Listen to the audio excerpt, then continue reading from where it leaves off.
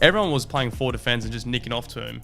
Where his first 10, 12 balls, the amount of play and misses, he's just playing 4 defences, playing miss, and he's probably just like, righto, time to go. I'm just gonna reverse ramp him. Let's go. And just run at him. Like everything else hasn't worked, so let's just run at him and see what happens. Yeah. Dolphins, and on our jersey we had the Roosters and we were sponsored by South Juniors. Yep. So I went for both growing up, and then suddenly one day, I don't know, this is back when you had to go into like an RSL club for doing the regos. Where now it's all online. Hand your regos in. I went in with mum, and there was these 2 South guys there, and I had like my footy with me, and I just started passing the ball with them. And suddenly I was like, all right, I'm going for playing. South. This is who I'm going for. Yeah, so I go for the South, but I still got a massive soft spot for Newcastle. I've actually been to more Knights games than South games, because every time I've been up here, just sit on the hill or mate. And even yesterday, like, just being at the ground on a Sunday Arvo, like just the turnout we got yesterday was unbelievable. Awesome. Like that's the best thing about Newcastle. We're so patriotic. They love it, eh? Yeah. Even like going to school. I mean, I don't know how big the Jets are, but like when I was in school, like during the A-League, everyone was going for the Jets. Everyone was going to Knights games. It's pretty cool. Like that's the good thing about Newcastle. They're just so patriotic. So they love it, don't they? Yeah. Well, I had one of the Jets boys on a few weeks ago, Lockie, and he's like killing it at the moment. And it was so cool to hear his perspective, like, because obviously I've spoken to all of Kalen's friends about Newcastle when I first moved here, like how the town buzzes when they're winning and things like that. And then to talk to Lockie about like, so when the Jets are winning and like the crowds they're getting there, the different types of people they're getting there, and he was awesome, Jay. Lockie was he was cracking. He was good. He was awesome. I know Jay's a big fan of cricket too, so like we've got plenty of questions for you, bro. Cool. Yeah, I'm keen. It's episode 28, guys. Welcome back to the podcast. Very excited today, guys. Got Jason Sangha on the podcast. Jason, welcome to Bailey Talks, mate. Cheers, thanks for having me. Thanks for coming. We were just chatting about he was at the Merriweather Baths. Everyone, all the locals, he was just plotting around, taking a few photos. I said, well played, mate. If you're in Newey, you got to post the baths on your story. It's compulsory. I mean, like if you're in Sydney, you try and post the Harbour Bridge. Where if you're in Newey, you're at the baths. You're at the baths, not doing the stairs. You could be doing the stairs, but not doing the stairs, mate. Where how you been? How's things? What's been happening with you? Oh, a lot of celebrating for the last 2 weeks. Cricket season is over. A lot of Mad Mondays. True. It's been pretty heavy. So it's been good fun. We're just sort of letting the hair down a bit. Absolutely. We were just up in Byron Bay over the weekend. Our like Sangha team. We just thought, you know what, we're going to celebrate this and we'll take it away. And we went up to Byron for a couple of days, and what a great spot, mate. It was good. It was. To be fair, Byron doesn't even seem like Australia. It seems like Europe. It doesn't. I couldn't agree more. And the people that roll through there as well, just mixed bag. And everyone's just so friendly, happy to see, happy to talk to you. Yeah. Unfortunately, my memories of Byron were literally Falls Festival for like 4 years in a row, and it was just like camping in tents with the boys, like a 10-man tent with 10 boys. I remember you'd get back at 3 a.m, you'd look for a spot if you could squeeze in somewhere, it'd just be full and go, just everyone's sweating together. And Byron's like, there's a few memories I've had there, but I think now growing up a bit, it is a good place to visit and that. Yeah, I mean, I felt like no need to go to Europe. I mean, if you want to go to Europe, just go to Byron Bay. The amount of accents, amount of Europeans. I mean, I don't think English is the most common language up there. It's got to be not. Brazilian or Portuguese or something like that. You are not normal if you're talking English and you're going to Byron. Like, you're not the norm. And you have to have a bicycle as well. No one's everyone's riding bikes. Yeah, or a Land Cruiser or a Ute. It's just a different world up there. But it was good fun. Like, we gave it a good crack for a couple of days. That's good. But yeah, now it's time to get back into... Dial the mind back in. Yeah, just check back in, and no better way to go to the bars first day. Oh, bro. Mate, what's like off-season for you? Obviously, cricket, a season for you is fairly busy depending on what comps you're playing in. And I'm super keen to chat to you about your efforts in South Australia and BBL and what you've done the last couple of years. Certainly a few breakout years for you, no doubt. What's the season like for you, and how important is like the... not recovery time now, but the off season? Do you feel like that's something that's really important for you as a professional cricketer? And yeah, absolutely. I mean, you start the season in September and you go all the way through. Hopefully you've played finals, you finish up in early April. But I guess the other challenge now is with so much demands of franchise cricket around the world. You obviously have your Australian season the whole year, and then we've had some guys who literally had a week at home, and they're they got county gigs to go over and play in England. And then there's obviously, you got guys like Fraser McGurk, Travis Head, go straight to IPL. Yep. There's just so many leagues now around the world where like the typical off season's kind of a bit irrelevant It's now. changed, hey. Yeah, so you just it's almost 24/7, 12 months a year. You just playing, and if you're an Australian player as well, like you just don't get a break. You might get like a 3-week or 4-week window, and that's where you try and switch off. But yeah, I guess the demands now of a cricket player who's at a higher level, there's just no off season. Couldn't agree more. And you're seeing that a lot more with different comps. Like, for example, Live is the first thing I think of. Like, Live golf traditionally, and shout out to Rory McIlroy, won the Masters this morning, which was crazy. Look, I'm going to put my hand up and say I'm not a massive Rory fan. Like, I think he's a good golfer, but I think he's a bit of a dweeb if I'm being honest. And I definitely had cash on Bryson this weekend. So when he fucking made it hard for himself. Mate, first hole to swing, double bogey, Bryson birdied, went up by 1. I'm sitting here going, what's my cash out? What's my cash out? Yeah. And then, Bryson shit the bed. But imagine being Rory over on that 18th, on that last part. How much would your knees been shivering? And then just to see it break at the end. And to top it off, he's seen, who was old mate, who was Bryson? Yes. He's seen his putt go right. So he was like, oh, cool, all right, let me... And then it just goes out left, and he goes, and the thing was, because they obviously had the showdown at the US tournament that Bryson got him in, and he missed that short putt. He missed the short putt in 18, went to the playoff, and still got it done. Like, the narrative behind the way he won today was pretty incredible. Yeah, talk about head noise, gee whiz. Oh my God. I thought I had the yips, but jeepers.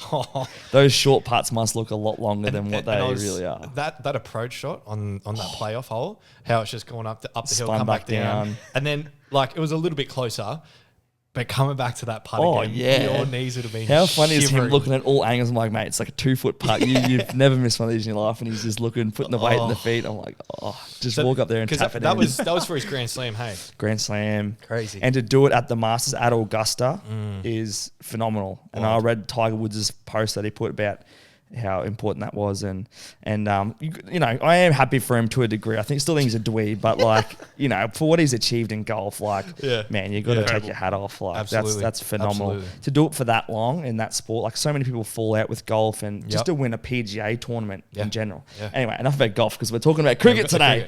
We've got cricket. We can talk about golf. I love golf. Jace, I wanted to ask you before we get into a bit more about your BBL efforts and also South Australia efforts as well. Just take me back to you, mate, as a youngster. Yeah. Obviously born in Newey, or were you born? Yeah, born in Sydney. Randwick, you were born, moved to Newey, and then moved back to Sydney. Yep. What were you like growing up as a young fella? Cricket-wise, when did you find your love for that? When did you first pick up a Slazenger and start spanking around? Yeah. Look, to be honest, cricket was one of the last sports I played growing up. Wow. I was a massive... So my mum and dad, and credit to them, they put me in every sport possible growing up. Like, I was quite an active kid. So I played rugby league, soccer, didn't play AFL, but baseball, basketball, I did swimming, water polo, tennis, literally you name it, I played. And when I was about 8 years old, 8 or 9 onwards, mum was like, right, you can play all these sports, but every year you have to cut one off because, look, registration's a lot of money, and so is equipment. 100%. So mum was like, every year, whichever one you don't like the most, we can cancel that. And one by one, it got to the stage where we were moving up to Newcastle when I was about 11 or 12, and mum's like, right, so new city, obviously a lot of new clubs.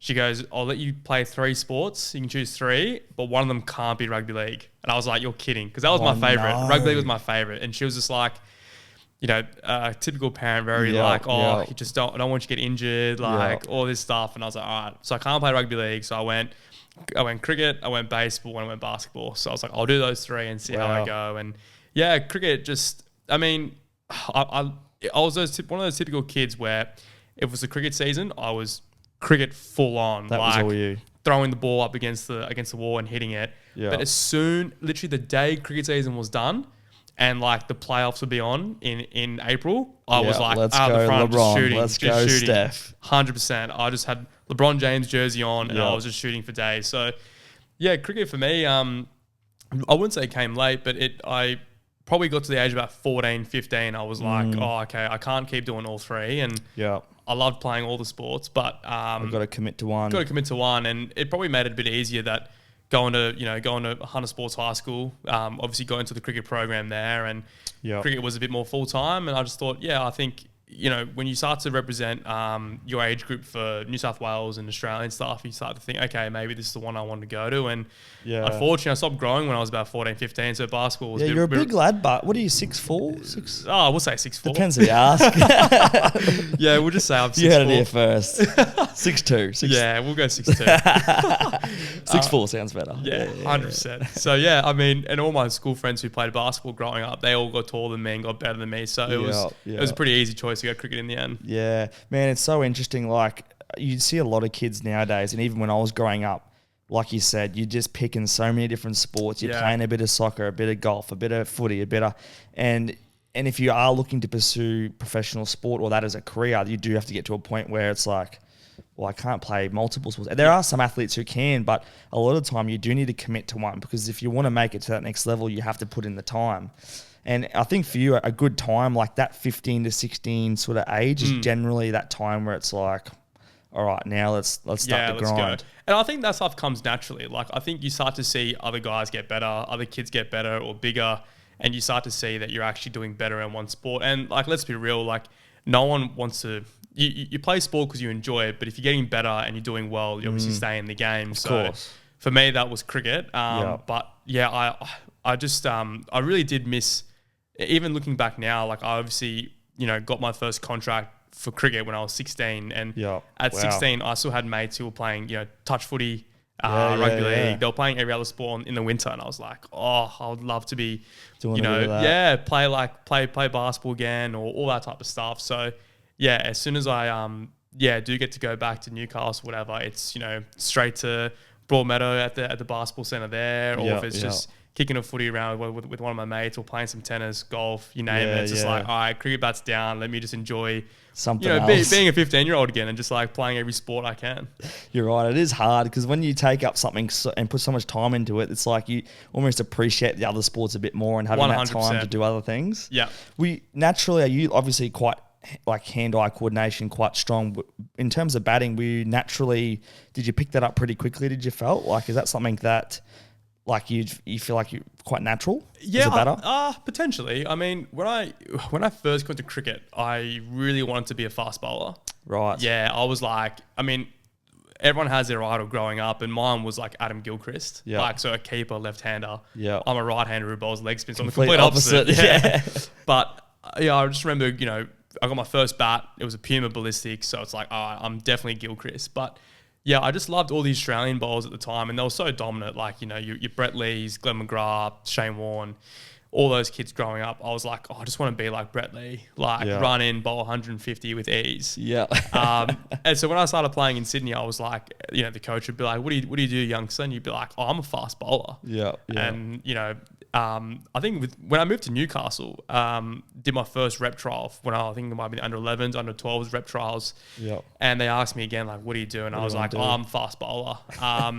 And I just remember we would bowl pace. Yeah, I bowl pace. The whole team of pace bowlers just lined up.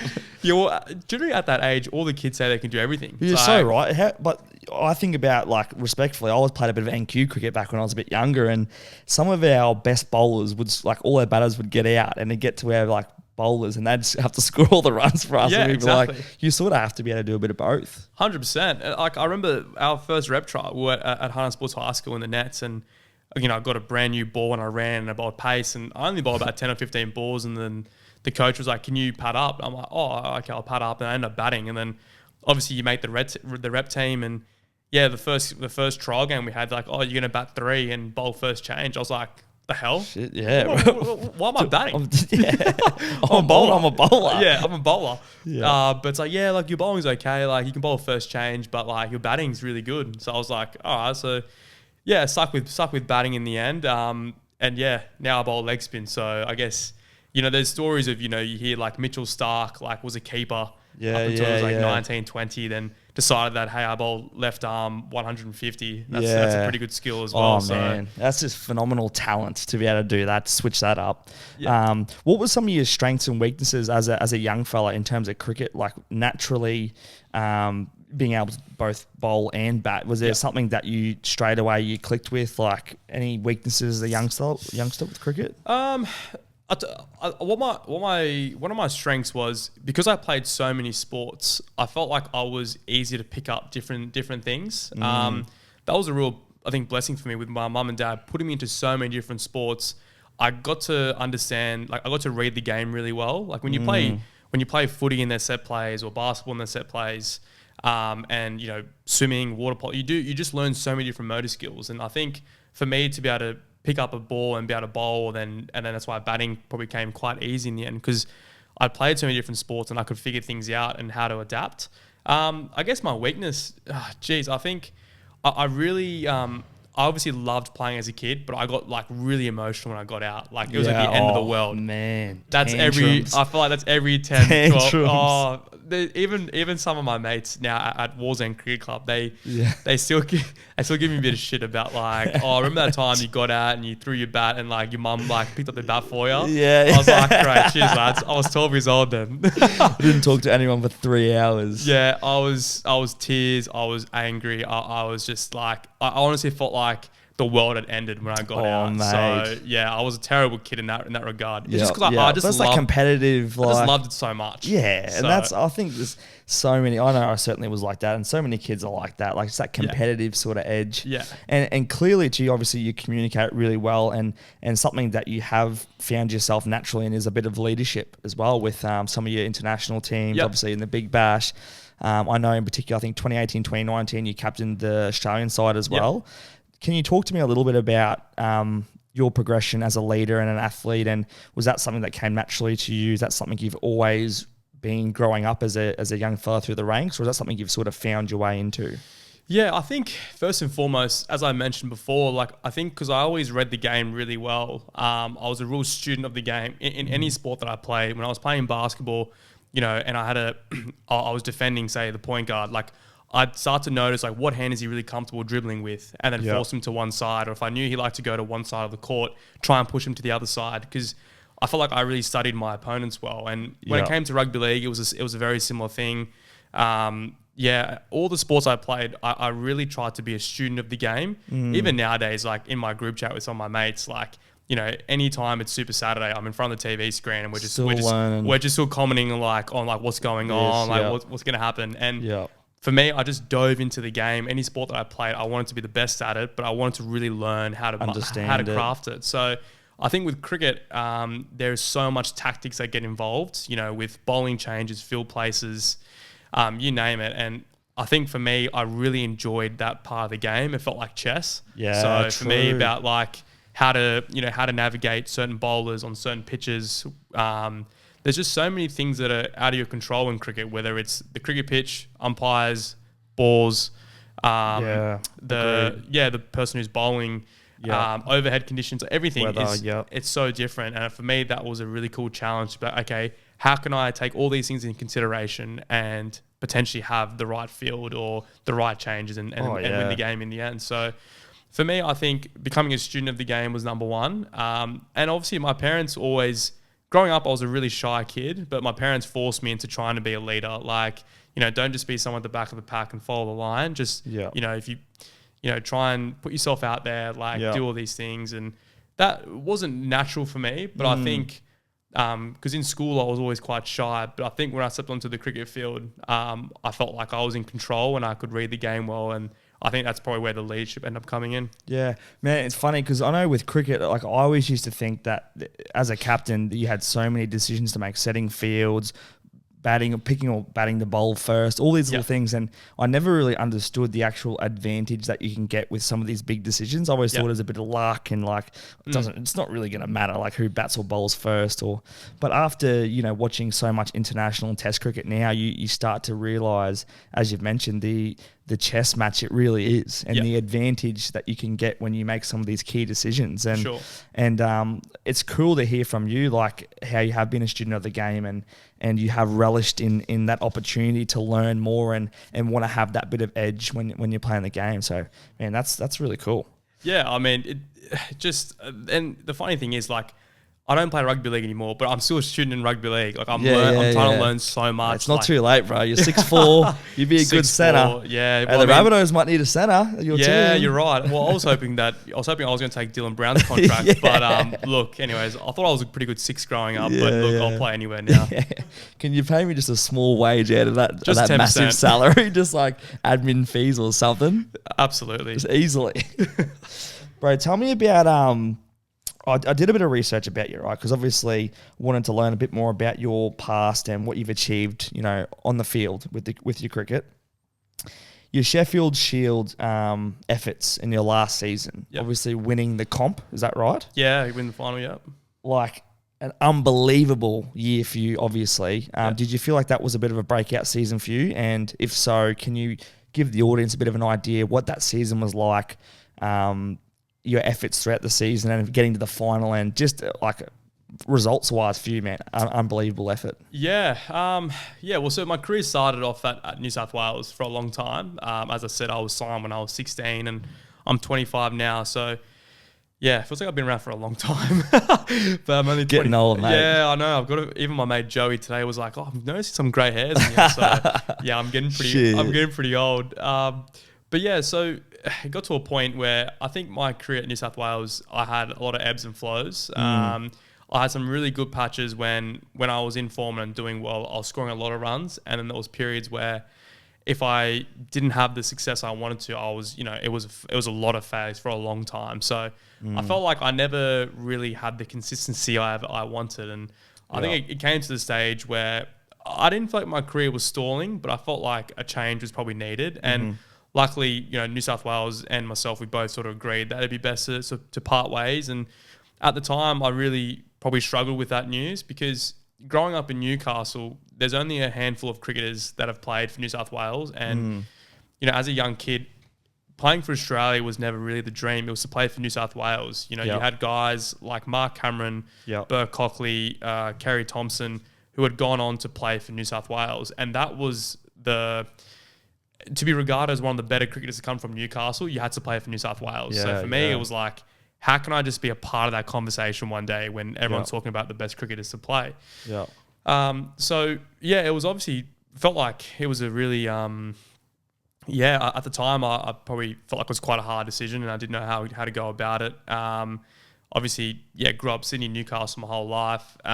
So to just pack everything up, take it to South Australia, where South Australia offered me a contract to play down there, and I just felt like it was going to be a really good start, something fresh, and it's just amazing, like how like a different change of clothes for your team, different perspective, different teammates, just what it does to you mentally. Yeah, it does.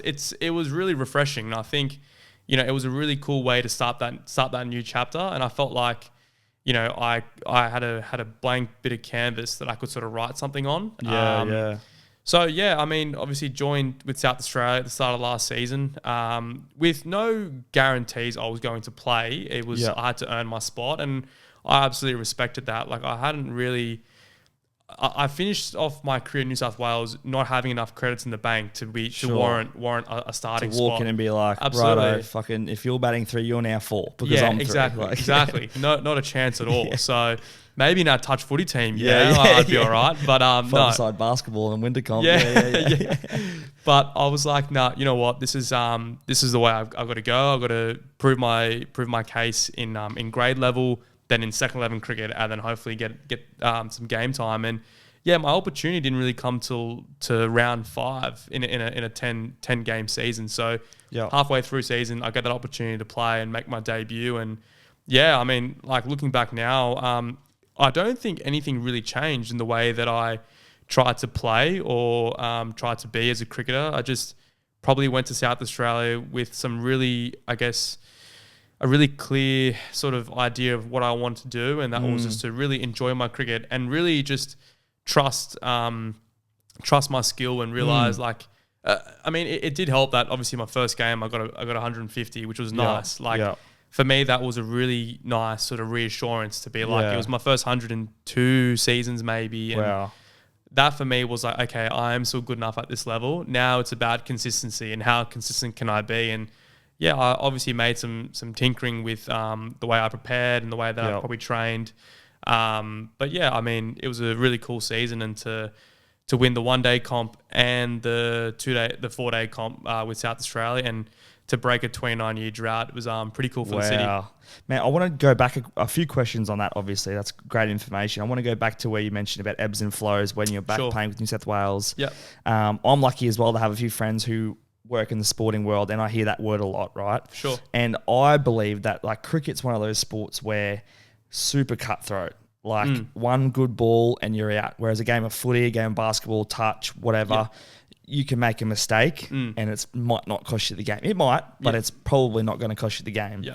Cricket's one of those games where, as a batsman, it is high risk, high reward, cutthroat. Like one slip up, you're gone. And when you start piggybacking a couple of mistakes, you could be the best cricketer ever. And I'm sure you've seen some great batsmen who, if you're just not scoring runs, you're just not going to you're not going to go to the next level, basically. Yeah. It's such a results-based game. It's like, I mean, you could have the best technique and ability, but if you're not scoring runs, that's you're the currency. You're not going to do anything. So for you, like as a batsman, how do you mentally, go into games, and what are the pressures involved in knowing that like you could prepare perfectly, but you could get someone who comes in, bowls a Jaffra at you, and you get out first ball and you're just sort of back to square one almost. How do you go mentally handling that pressure and things like that? Yeah, it's a great question, and probably something I'm still trying to figure out myself. I guess the one thing I probably learnt the most with the season that just happened, I think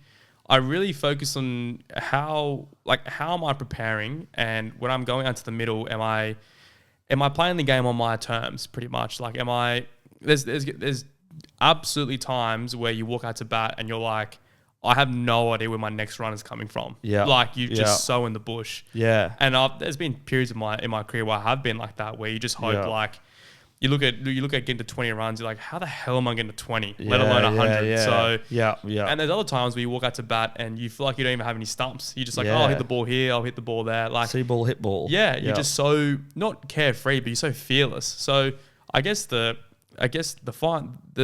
hardest part is how do you keep bringing that same intensity or mindset to each game. And I feel like for me, I just try to go back to a couple of key fundamentals that I wanted to keep doing. And I really honed at them when I was at training. And for me, it was about, okay, if I need to prepare when I'm at training the same way that I want to play. Like in the nets, everyone is the best batter in the world. Like there's so many times where you bat, you're just like, I'm a god. I'm so good. Yeah, and then you walk out to the middle and you nick the first one. You go, oh well, what just happened? There's that whole last week. That week of net sessions of feeling like the man. It's exactly, like, and it's all over in a blink of an eye. Which was why cricket sucked, and I liked baseball because I was 9 innings, so it was okay. Exactly. Yeah, sweet. Exactly, but for me, so it was about like trying to take the result out of playing. Obviously, our currency is runs as batters. At the end of the day, cricket is the most individualized team sport ever. For sure. But for me, it was about, okay, what am I doing well when I'm playing well, and maybe what are some of the things I need to look out for? Not when I'm not playing well, but it's just so I don't fall down that trap. And like a perfect example would be, as I just mentioned there, like talking about when I'm batting, like feeling confident, trusting my game, where potentially when you're not playing well, you're looking at like, I hope I don't get out. How am I going to get to 20 runs? Like that negative thought process. And a lot of those things are so results based. Like getting to 20 runs is quite result based. So it's about, for me, it was like, well, how can we say more process driven? And that's, trusting my skill, watching the ball. I know a lot of batters have a lot of sort of pre-ball routines. So going through their routines.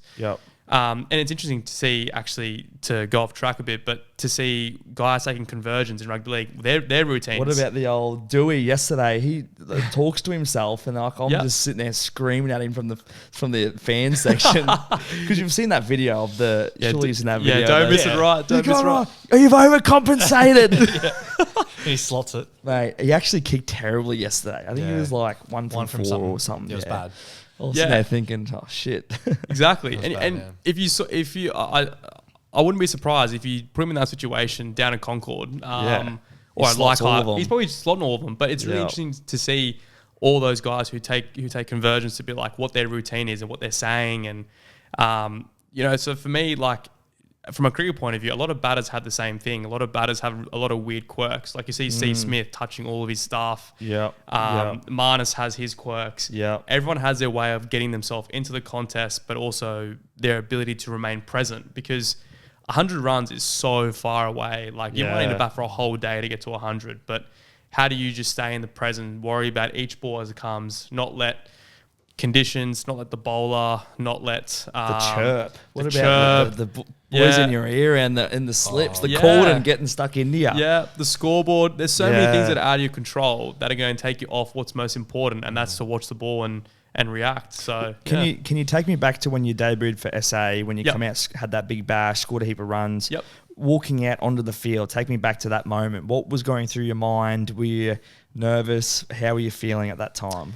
Yeah, look, definitely a little bit of nerves, but I think at the same time, I almost felt like I had nothing to lose a little bit. I felt like it was a new chapter, it was a new start for me, and I felt like there was a part of me that had a point to prove, but at the same time, I was just kind of like, you know what, let's just go out and play. Like, let's do it. Yeah, like why worry about like how many runs I score when I haven't even faced a ball yet? It's like just go out and face each ball as it comes, and if my goal was to let's just try and just bat the whole day. Like probably trying to be more optimistic with trying to be more optimistic about like, what happens if I actually bat the whole day today? Like not trying to be like, let's get 150, but like, let's just bat. I've got a whole day to bat here. Let's just try and bat. Like, I love batting in the nets and I love training. Like I need to take that same emotion and put it into the game, because there was times in my career where I loved training.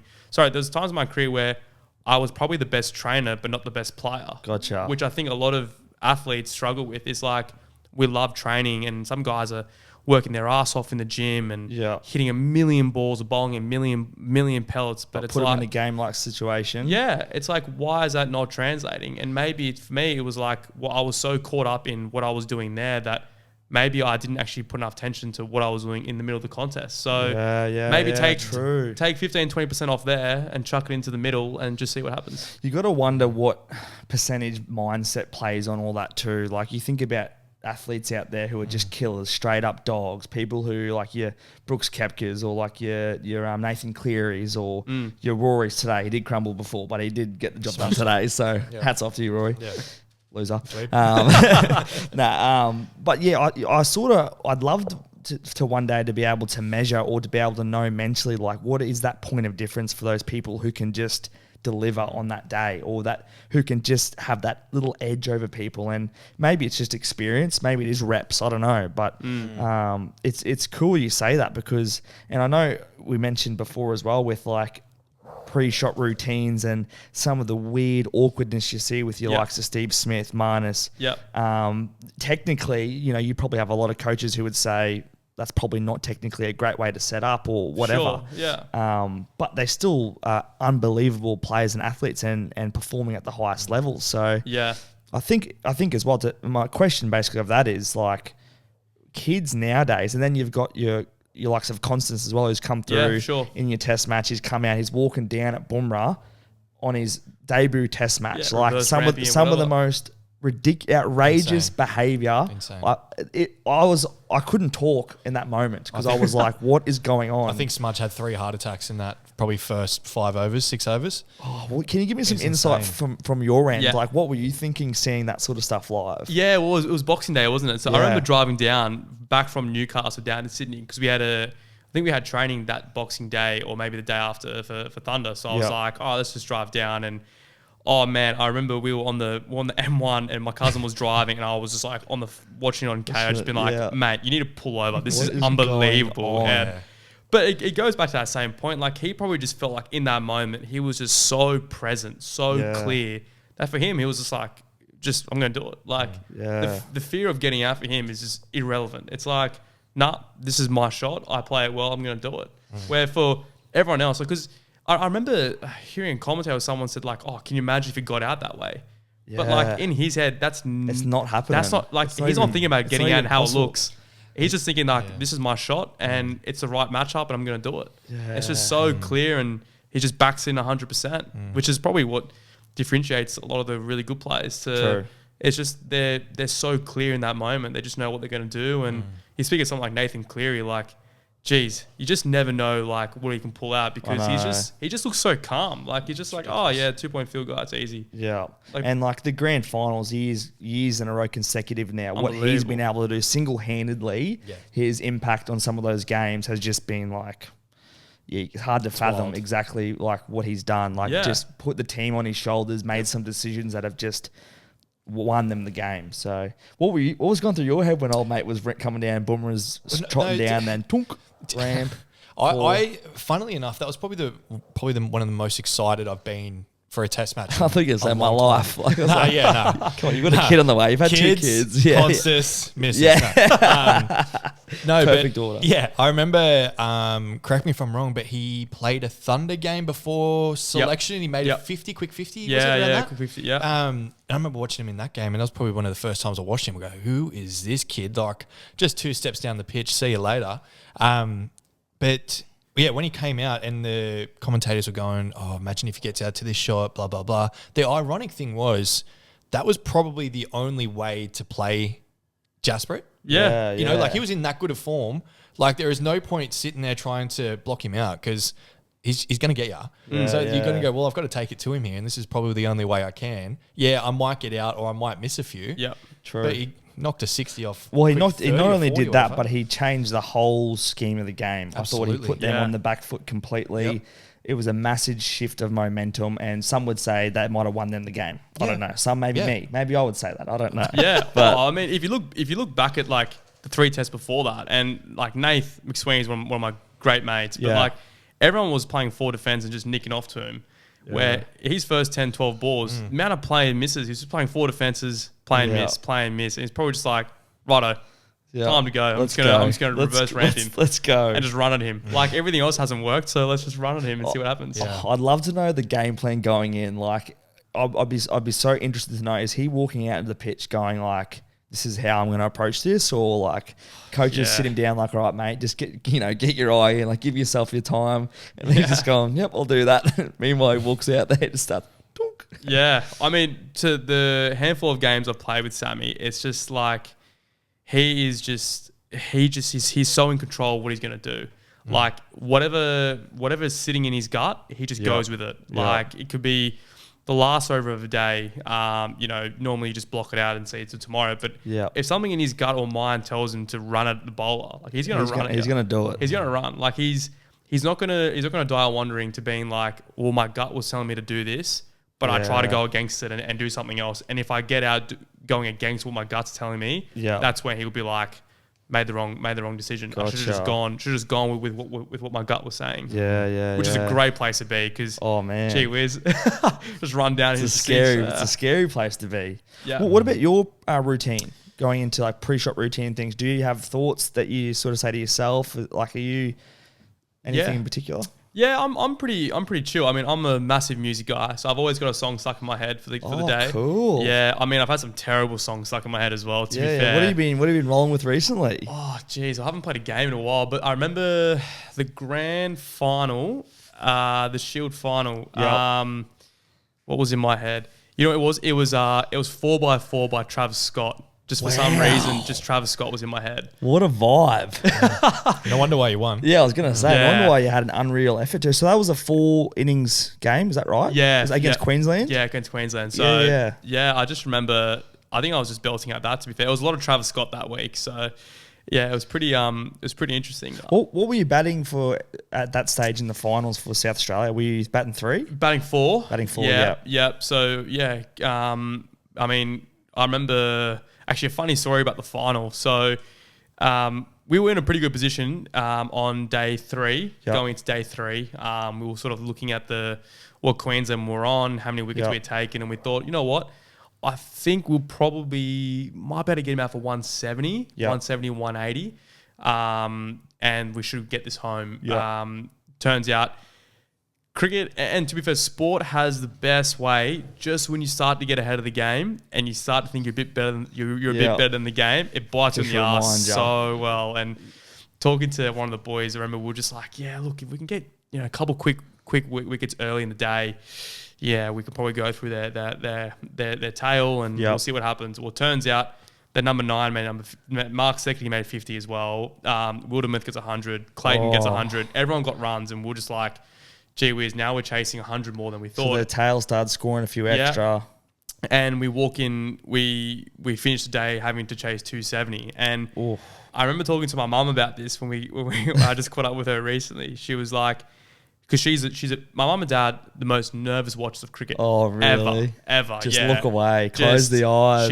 She'll want to watch it on TV, and her phone is off, no one disturb her. And if anyone knows how long a cricket game goes for, that's a long time for your phone to be turned off. Oh yeah. And I remember, so the start of day 3, she's like, "Yep, I think I'm going to book my seats to go watch the final. Like, it could be over today or it could be over early tomorrow. So I'm gonna book my seats and go watch." She was dead nervous. Anyways, the whole day happened, and she I think because we got the last wicket, 270 to win for the next day. I remember one of the commentators said, 270 has never ever been chased in a 4th innings of a Shield final. The highest was 220 or 210. That day, she cancelled her flight. She didn't. She cancelled her flight.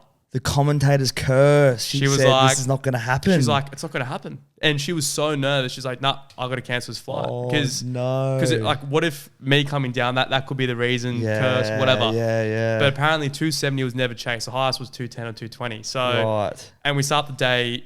We obviously lose a few wickets early, and we're 3 for 28, chasing 270. So. Yeah, I mean, she would have loved to be there for the final for the ending of it. But she was just like, "Nah, I'm cancelling it." Mum's bailed. That's a good story.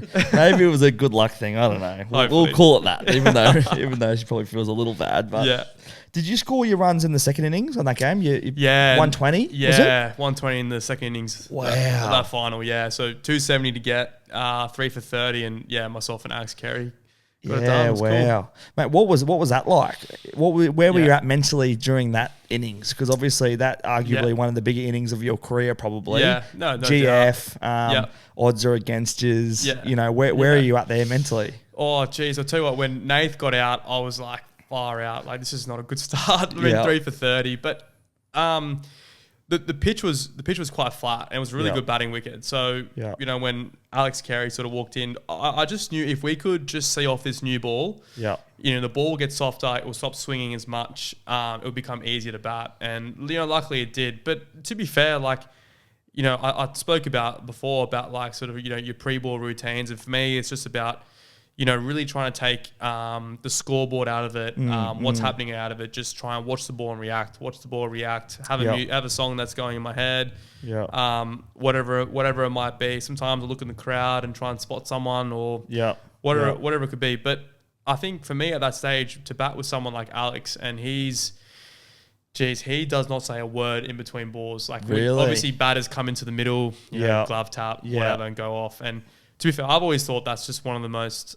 To me, it's just it's a tradition that's just stuck forever. It's almost like etiquette. Yeah, you go to the middle, glove etiquette. tap, talk, and go back. Well, I've always been like, I played grade cricket with a guy who just refused to come to the middle. He's like, "What the hell are we going to talk about?" I was like, "That's a good point, actually." That's terrible. You find something to talk about. That's like the thing I'm most excited to do if I'm batting. I'm just keen to get to the over and just tap up. Fuck, that was a tough over, boys. Well, someone like a Jake Lehman, he's great to do it because he's always talking about something else. That's great. It's awesome. But Kez, not so much. It's very simple. So I think in a way it was really good just to have someone who didn't say a word. He was just in his zone. He's like, "Yep, see ya."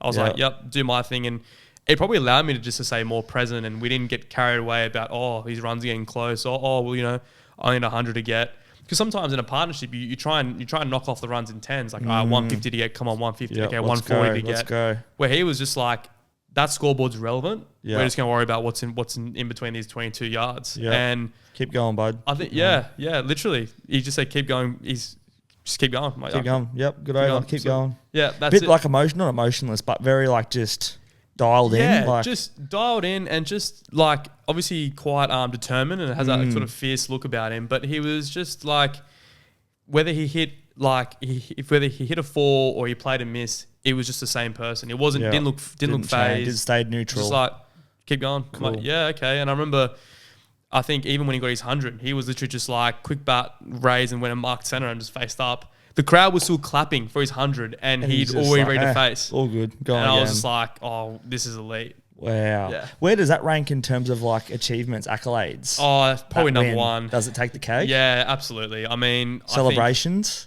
Yeah, a lot of celebrations. Yeah, it's just like I think probably I mentioned this to one of my mates before. I think 12 months ago I was out of contract, looking for a new home to play my cricket, and then I guess the last 12 months has been broken up into two parts. Really, the first 6 months was obviously a lot of training, a lot of working hard, missing out on the team to start off with, and then the last 6 months has really gone quick. To win 2 titles, be a part of that last day to win the game. So yeah, I mean, it's just some big moments. Yeah, it means so much to.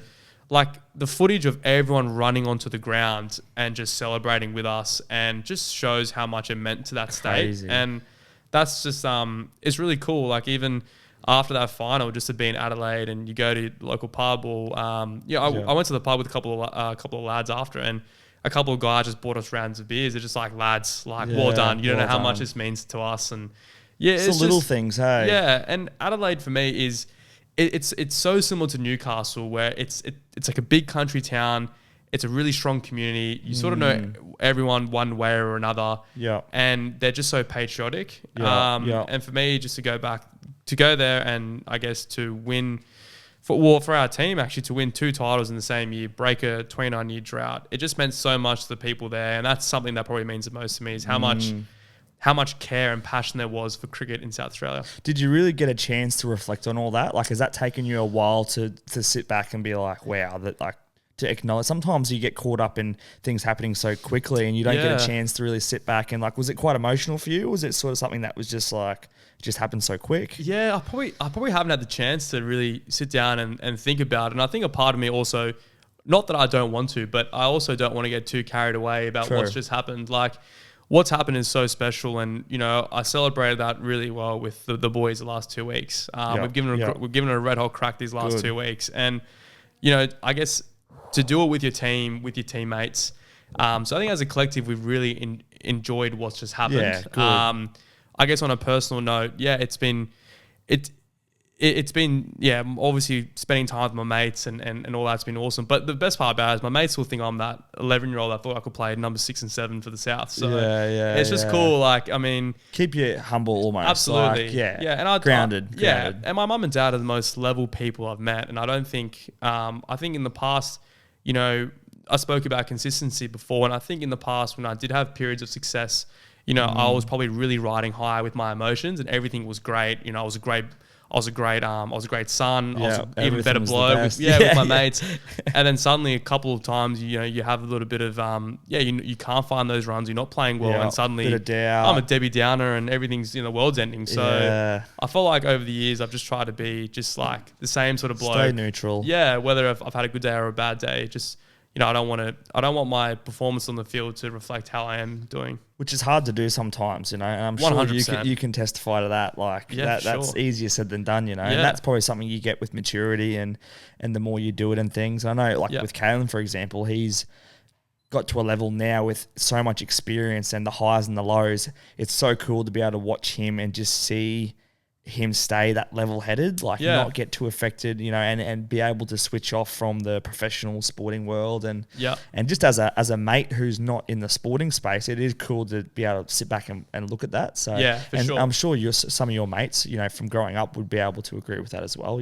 So and look, they all keep me very humble. Like as soon as I catch up with my mates from Sydney or Newcastle, they absolutely stuck into me and whatnot, and it's cool. Like I mean.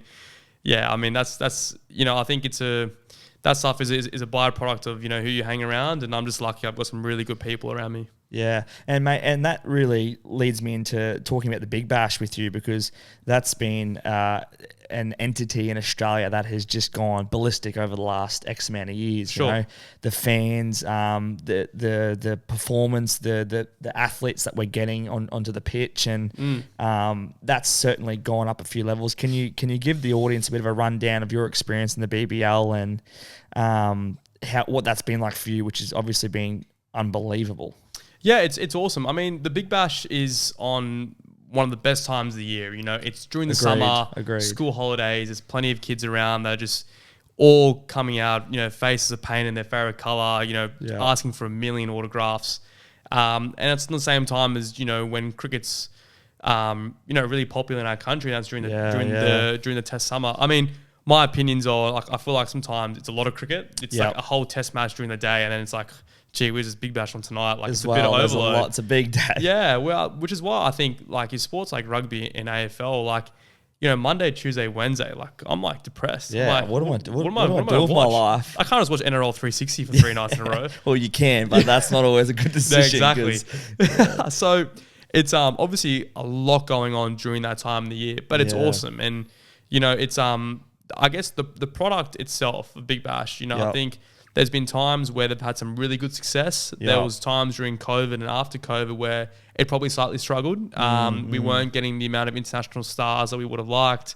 There's obviously the ongoing argument about, you know, can our Australian stars and our Test players come back and play Big Bash and how the scheduling works. But overall, it's a great product, and to be able to, you know, share a change room with guys who have played international cricket. Every year there's always different people coming in, and it creates a buzz, like, you know, what international stars going to this team and who's going to play there. And it's really cool. And you get to, you know, it's a really cool time of year to be able to meet different people from different sort of places, and, you know, different caliber of people you get to play with. And, you know, to be able to call them your teammates. Like, I've had the pleasure to call someone like Joe Root in my first year and Joss Butler a teammate, and to be able to share a change room with them, see how they go about their business when they're playing.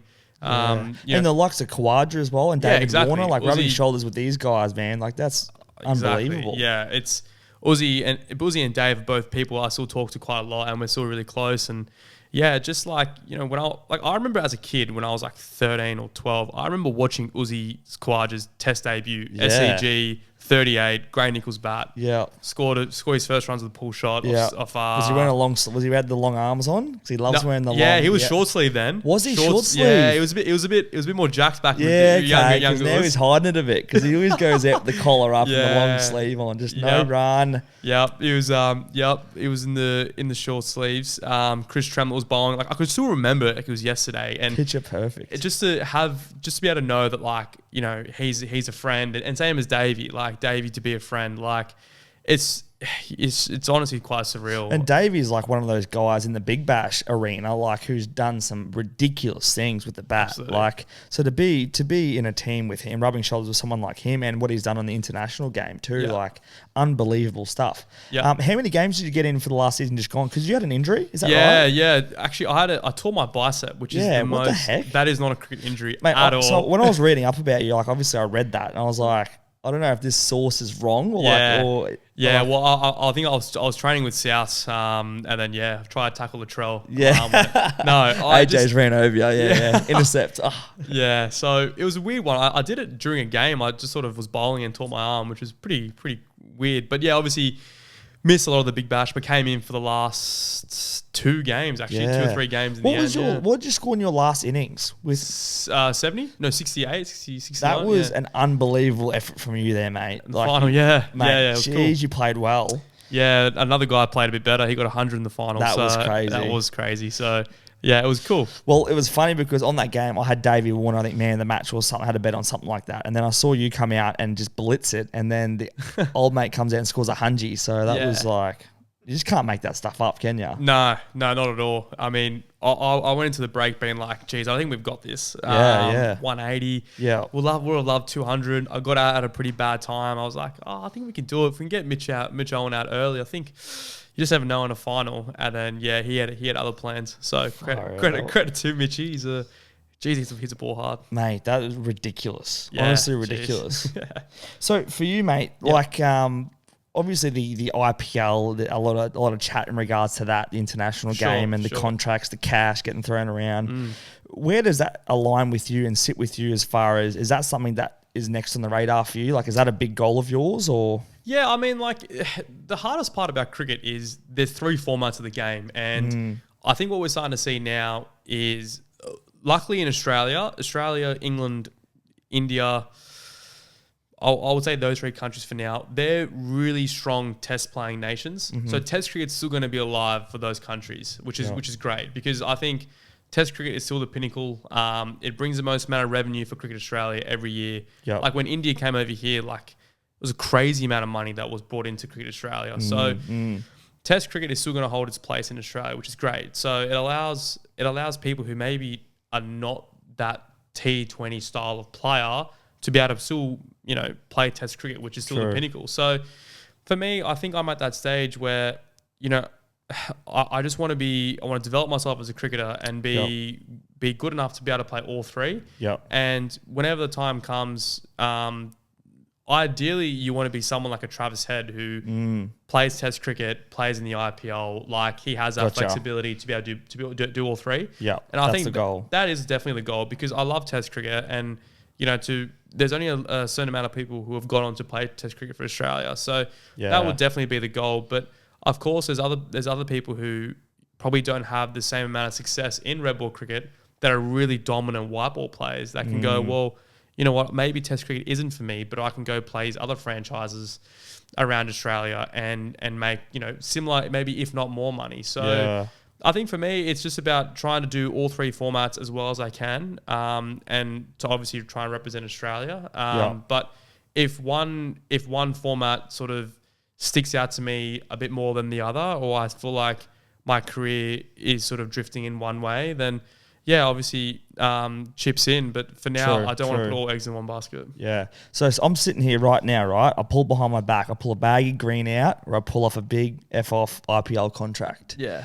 Which hand are you taking? I'm taking the baggy green. Taking the green? Yeah, absolutely. Everyone's got a number, bro. Like, it's all right. We can edit this out, but the reason I ask is because it's a factor, right? Nowadays, the money is it is a big factor. Setting yourself up, and cricket there's not a lot of people who get to make it to that really top tier level. Like you said, wearing a baggy green in Australia, it's not everyone can do that. So, I think I found it really interesting how you said that, and I agree with you. I think it must be a little comforting to know that at least there are so many different pathways now where you can play high level cricket and get well compensated for. And absolutely, IPL, you got the Big Bash test scene. So it's cool to hear from your perspective here. I was really curious to know if there was one pathway in particular, but right now you feel as though you're really just open to being pushed to wherever works out, wherever you're best suited. Absolutely. And I think that's just the beauty of how strong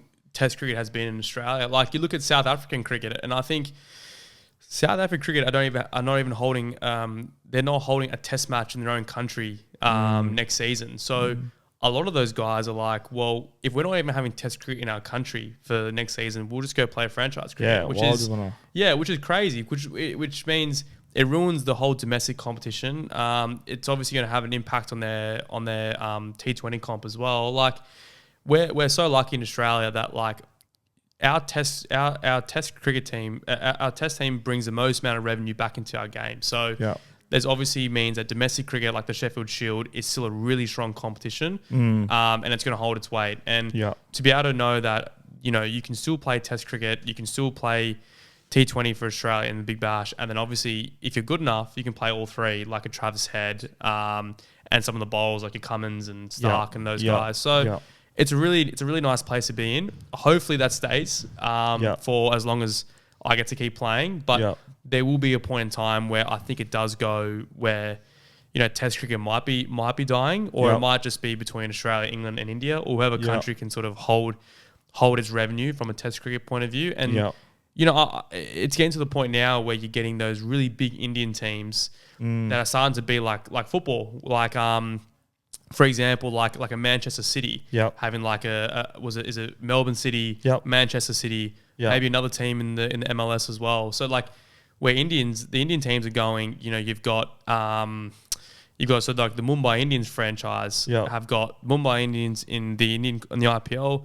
You've got Mumbai Indians in New York. Over in the US. Which is crazy, right? It's amazing. And some of those guys, like a Jofra Archer, for example, like he's getting signed now on a Mumbai Indians contract to go play in India, in the US. Was he English though? Yeah. So, yeah. and it will be a matter of time where Australian players We'll be doing the same thing. Like, you know, how are you going to turn down, like, say, $2.5 million to be like, okay, your only commitments are 4 tournaments a year and T20 cricket, and, you know, here's $2.5 million, and you just go, gee whiz, as a bowler, like 4 overs compared to, you know, bowling 30 overs in a day for 4 days. Like, it is very, you know, it's very lucrative, and we'll just see what happens in the next sort of 5 to 10. Do you foresee T20 taking over a bit? I think it will. Yeah, it definitely will.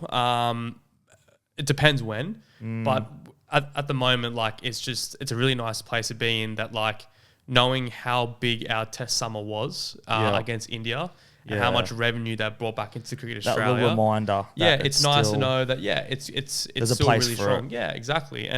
But there is going to be a time where, you know, that's going to change. As I said, like, and you can already start to see that, like, the way Test cricket's being played. Like, you look at the way England are playing. Like, England are playing like it's a T20 from ball one. True. The whole Bazball bullshit is like, true. You know, that's the way they're playing. So, you know, with the amount of T20 cricket that people are playing, people are starting to play a really attacking, aggressive brand of batting and of cricket. And, you know, back in the old days, like, 180 was a gun score in a one-dayer. Yeah. Bro, IPL recently, like, 240 is being chased down in 20 overs. So what do you think that is? Is that literally like a physical evolvement? Is that a word? Evolution? Is that like a physical, like, progression? Like, or like, you know what I mean? Like, I think there's a couple of factors. One is the bats completely changed. Yeah, that's a good one. So the technology of cricket bats, they're completely different. Yep. The pitches over in the IPL are the most batting friendly conditions ever. Right. Small as boundaries. The just ball doesn't road, just flat. Absolute flat, mate. Yep. Oh my! Yep. So you can just swing through the line. If you get it up in the air, it'll probably go for 6. Yeah. And I think also just the ability of batters have developed so many more shots. Like, now you look at, like, Constance reverse ramping in Test cricket. So like, the way the batters are now are so much more 360 degree rather than just being, you know, only dominant in one area. Yeah. So there's obviously, those are I think the 3 great factors. That's a great answer. Great insight. And it's amazing now, like, you look at T20 teams, especially your IPL teams, like, some of those teams have got, like, baseball coaches, like baseball hitting coaches in there. And we had the same thing at Thunder for a couple of years. We had a guy who was more of a power hitting coach, would come in, show us these baseball, hitters. Yeah. And, like, see what they're doing. Like, they're a braced front leg. They're doing this with their hips. And, like, cricket's obviously different because our balls bounce and there's swing, and obviously there is in baseball, but it's more full tosses. And baseball, you're only worrying about a certain square. Yeah. Where cricket's everywhere. Anywhere. But the fundamentals of what they're doing with their swing, like, that's coming into cricket now. So it's just really interesting to see where it's going to go. Wow, that's such good insight to hear that from you. Like, I never thought of it like that, if I'm being honest. So, but you're so right. The mechanics behind a baseball slog is similar in some sense to cricket. And it's between the technology, the 360 degrees batting. Now there's new shots that we've never seen before. Being able to, and that affects the field too, because now you've got to put fielders in different spots that particularly you wouldn't have to protect as well. So yeah. Absolutely. That's really interesting, man. We'll just wrap it up. A couple of final questions for you, Jace. Goals for your next 12 months from now versus maybe where you see yourself in 5 years, 10 years even. Yeah. Are you someone who looks far ahead or what? Yeah, look, no doubt. Every sort of athlete has got their goals. I think for me, the biggest thing I used to do was I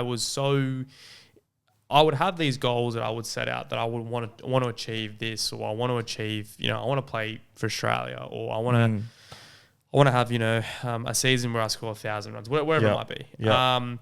I think my biggest issue was in the past, I was so impatient with those things to happen. And I feel like if I didn't get off to the start that I did, I was almost like reinvent the wheel, recheck all my goals. Gotcha. Yeah, I've missed this. I've got to do something else. Yeah, I'm done. Yeah. Like, I might start the year going, you know, 0, 0, 15, and I'm like, 1,000 runs would be hard to do. Is impossible. Yeah, so I can't do that. And you reinvent the wheel and you just go crazy and your mind goes whirlwind. So I think for me, like, one thing I probably learned from this year is I didn't really have any particular goals.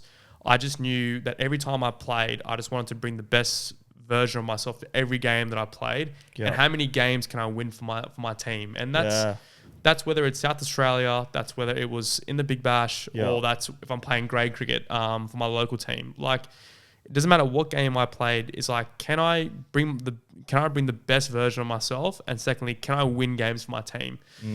So I think for me, like, those are still really key pillars that I want to go moving forward. Is like, how many times can I win the game for my team? Whether it's man of the match performances or just some impact. Some impact. Like, if I have a bad day with the bat, can I take wickets for with the ball and potentially break the game open? Or in the field, can I force a run out?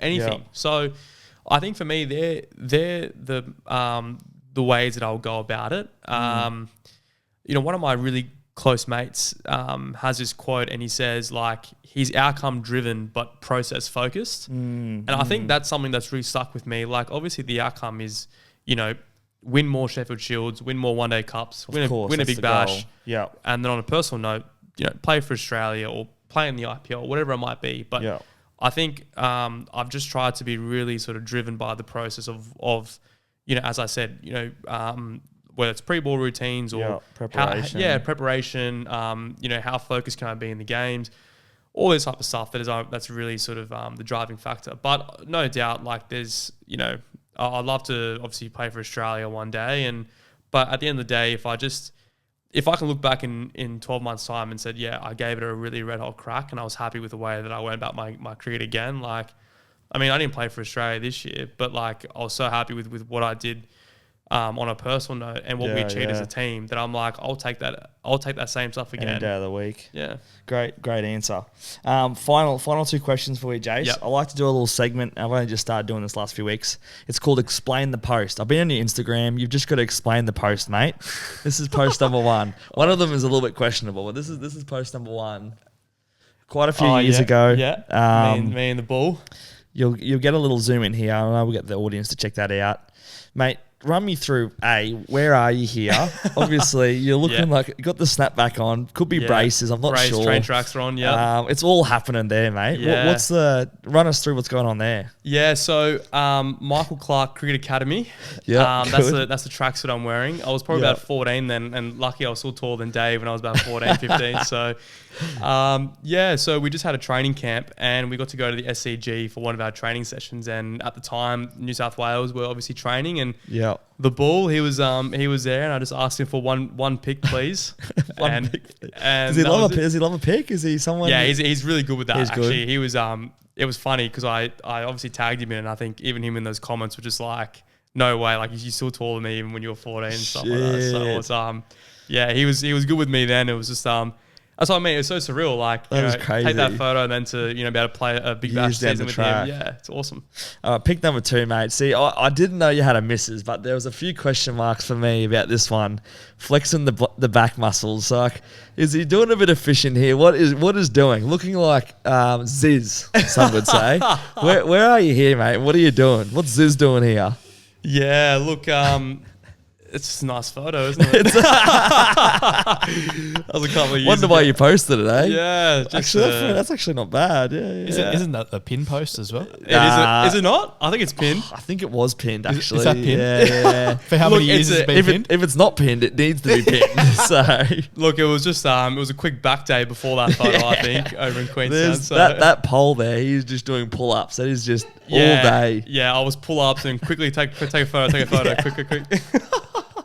I had a feeling that one might come up, actually. Oh, mate. Lucky I archived plenty more about it a couple months ago. To be honest, this segment's all about calling people out some shit, and I've had some very questionable photos of some other people. So, but look, it's a pass mark, mate. If you're single, you're fishing, but you got a missus, so it's all good. It's nice and strong. Definitely a pin post. But no, we'll wrap it up, Jace. Thanks very much for coming on today, mate. So it's actually been unreal to hear about what you've achieved, and to me, you definitely stand out as someone who I think is going to be a great leader, and doing heaps for the game too. So thanks for your time, obviously, for coming on, mate. It's been great fun. It's been episode 28 of Bailey Talks.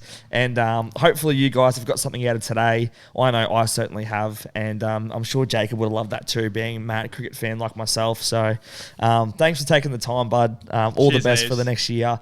Big IPL contract, baggy green, or just being a happy bloke. Doesn't really matter. Results focused, not driven. What's the saying? So Yeah, outcome driven, process focused. Yeah. That's what we're after. That's a cliche. That's a cliche. Thanks for tuning in, guys. This has been episode 28 Bailey Talks. Jace, thanks very much, mate. And hope you. to catch up soon. Absolutely. Cheers. Peace out, guys. Thanks.